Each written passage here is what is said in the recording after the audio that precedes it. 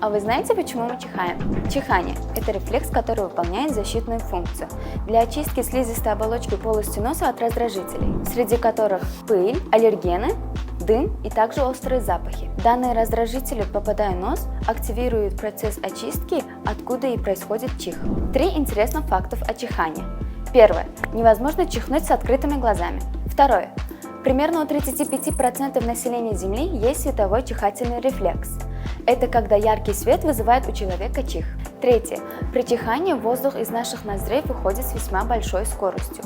Если этот поток воздуха не выходит наружу, а направляется нами внутрь, он может нанести серьезный удар по нашим органам, а также не избавляет вас от раздражителей, которые вызвали чих. Теперь вы знаете, почему мы чихаем и что не стоит сдерживать чих. Будьте здоровы!